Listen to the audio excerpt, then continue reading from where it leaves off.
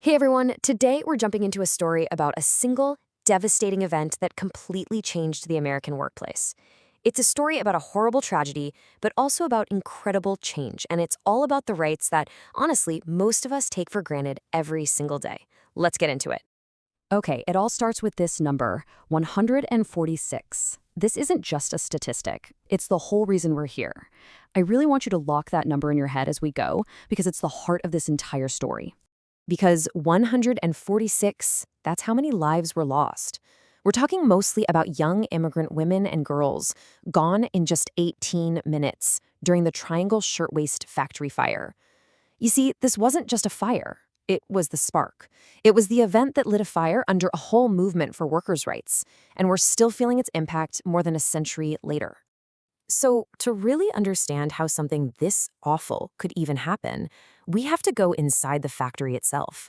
We need to look at what the conditions were actually like on those top floors of the Ash Building in New York City. And what's so wild about this is just how stark the contrast is. I mean, look at this. For the workers, life was a grind. We're talking 14-hour days, 6 days a week, and you could get fined for just talking. The workforce was almost all young immigrant women, some as young as 14, making next to nothing. And on the other side, the owners. Their priorities were pretty clear. Squeeze out as much work as possible and prevent theft, no matter the human cost. And this right here is the most crucial, most damning detail. The owners, a couple of guys named Max Blank and Isaac Harris, would literally lock the stairwell doors. Why? To keep workers from sneaking out for a break or stealing a few scraps of fabric. But when fire broke out that day, that locked door became a death trap. There was simply no way out. Now, this disaster didn't just happen in a vacuum. There were witnesses, and one of them would carry the memory of that day with her and turn that horror into decades of real, meaningful action. So a young social worker, Frances Perkins, was just having tea in a nearby neighborhood when she heard all the sirens. She ran to the scene, and what she saw would change her life forever. She stood on the street below, watching in absolute horror, as dozens of workers with the fire at their backs were forced to make an impossible choice: jump from the ninth floor windows. And this quote from Perkins herself, it's just so powerful. For her, this wasn't just some local tragedy.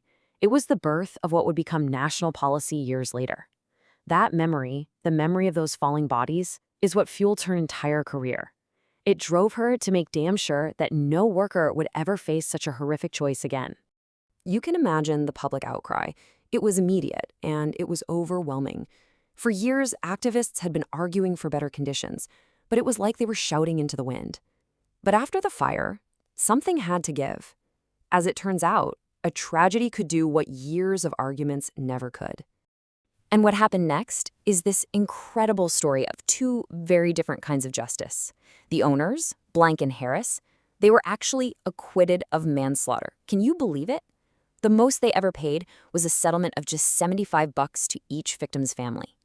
But the real justice, the justice for the workers, came in another form. A powerful new group called the Factory Investigating Commission was created, and it changed everything. And the work of that commission led to a brand new number, 60.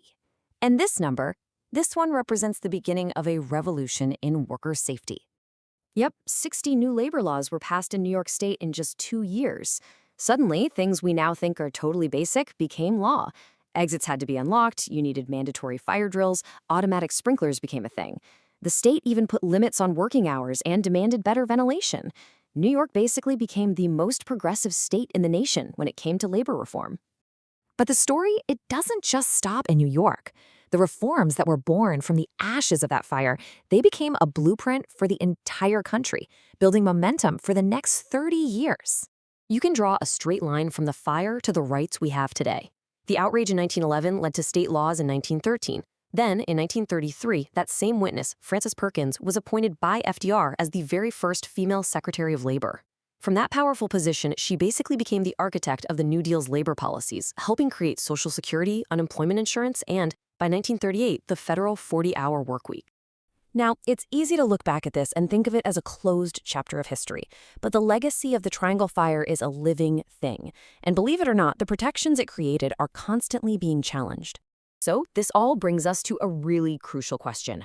Are things like the 8-hour day, workplace safety standards, and weekends, are they permanent? The story of the Triangle Fire tells us they're not. Not at all. These are hard-won rights, not permanent gifts. They require constant defense. Because as we see in debates today over things like gig worker rights or child labor laws, these protections can be challenged and even rolled back. Pauline Newman, who actually survived the fire and became a lifelong labor organizer, said it best. She described the labor movement as the only thing that's kept us from going back to the jungle, back to those brutal, unregulated conditions of the past. It's just a powerful reminder that these things were fought for. And that is exactly why this story is so important to remember. The legacy of the Triangle Fire isn't just in our history books. It's present in every debate we have about workplace safety, whether it's an overloaded warehouse or an understaffed hospital. Every single time profit is put ahead of people's well-being, the same deadly logic that locked those factory doors is still at play. So let's end where we began. 146 lives lost in 18 agonizing minutes. It's a staggering human cost. But from those ashes, the very foundation of worker protection in America was built. The rights that you and I stand on every single time we go to work. That foundation was never meant to be taken for granted. And the challenge for us is to make sure it's never forgotten and that the floor beneath our feet stays solid.